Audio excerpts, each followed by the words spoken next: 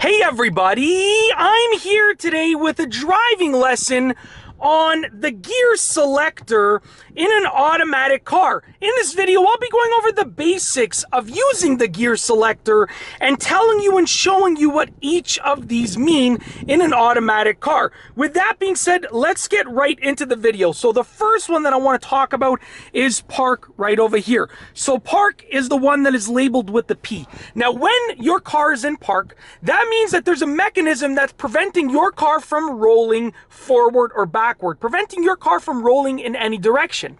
That also means that when you press the gas pedal, the engine is going to rev, but your car's not going to move. So when your car is in park, and in most cars there will be some sort of label on the dash in some shape or form, like I said, the car's not going to roll. It shouldn't roll because there's a mechanism that's going to prevent that. And when you press the gas pedal, which I'll do right now, you can see the engine revs, but the car's not going anywhere because what happens is the gas pedal is essentially disconnected from the wheel mechanism, to simplify it. Now, the next one that I want to go over is reverse. So I'm going to put my foot on the brake and I'm holding my foot down on the brake. I'm going to switch the gear selector to reverse. So I'm going to press this button in and then put it into reverse. Now, in this car, there's a camera that appears as soon as you put it into reverse. But in reverse, that means that your car, as soon as you start to release the brake pedal, even before you release it fully, as soon as you start to release the brake pedal, it's going to move backwards. So my car is going to go backwards right over there. So as you can see, I'm just going to turn around and make sure there's nobody around, make sure that it's safe to do so. I'm going to just slightly release the brake pedal.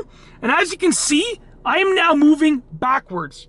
Now that my car is in reverse, I'm moving backwards, okay? So I'm going to come to a complete stop. Now remember, as soon as you start to release the brake pedal, your car is going to move backwards. So as soon as I release it, at this point, the car is moving backwards and I haven't even fully released it.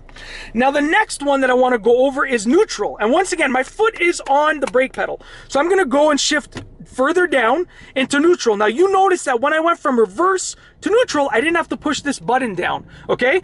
When you're going into certain gears from certain gears, you won't have to push the button down. When you're going into other combinations, you will have to push the button down. Now in neutral, okay, if you rev the engine, if you press the gas pedal, your engine will rev and the car will not accelerate. Okay, so just like park, but the difference between park and neutral is the fact that if I release the brake pedal, my car will start to roll. So right now I've just released the brake pedal and my car is rolling backwards because I'm on a little bit of an incline of a hill. So in neutral, like I said, I can release the brake pedal and press the gas pedal. My car is rolling backwards. You can see I pressed the gas pedal and the car is revving, the engine is revving, it's not accelerating, but it is indeed rolling. And that's because, like I said, the gas pedal is not really connected to the mechanism of the wheels, but there's no mechanism that's preventing the car from rolling. That's the difference between neutral and park, for the most part. The next one that I want to go over is drive. So I don't need to push the button for this one. And I'll go over the button in just a moment. In drive, what happens is, as soon as you release the brake pedal, and if you press the gas pedal, your car is going to move forward. So even if I don't fully release the brake pedal, even if I just release it just a little bit like this, you can see my car is now moving forward. Okay?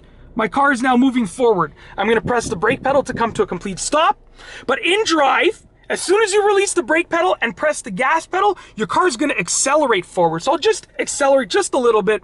I'm just going to press the gas just a bit, move forward just like that, and then come to a complete stop. Okay? Now, the other options on this car that you might see are sport, which I'm going to go one more down. Now, for sport, in most cars, it's just going to give you a more dynamic feel. It's going to leave it in gear. It will likely leave it in gear for longer periods of time before it shifts. It's just going to give you a sporty feel. So that means that, as I'm driving, it's just going to be a more sporty feel when I drive. And last but not least, the other one that you'll probably see, and I'll go over an additional thing that you might see in a moment, but the other one that you might see is L.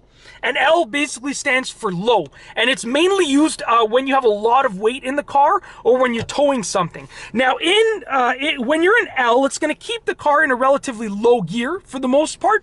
And what that means is that it's going to give you more torque, but it's going to limit your maximum speed, because in a low gear, you're going to get more horsepower and more torque, more access to the horsepower and torque, which is good for towing things and carrying heavy loads, but you're going to be limited with regards to your maximum maximum speed potential. All right. Now, the one other thing that you might see is you might see a manual mode, like on my other vehicle, the Mazda 3. There's a manual mode, and it allows me to choose the gears. I can shift up or shift down using the gear selector. But on this vehicle, it doesn't have that.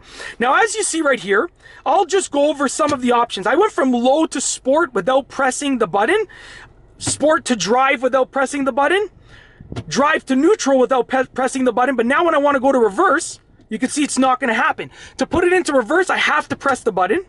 And then to go upwards into park, I have to press the button as well. So basically, for the most part, when you're going from park into any of the gears below, you have to press the button. So if I'm going from park to drive, I would have to press the button. Anytime you're bringing it out of park, you have to press the button, okay? Now, let's say I'm in drive, and I want to shift into reverse. I can go to neutral without pressing the button, but to go into reverse, I have to press the button, okay? Just like that. And that's basically it. In this video, I've gone over a basic and simple driving lesson on the gear selector in an automatic car. I really hope that you've enjoyed this video. Be sure to give it a thumbs up if you liked it. Let me know what you think down below as a comment. And of course, be sure to subscribe for more great car and driving videos just like this one. And that's all I have for you today. Thanks for watching.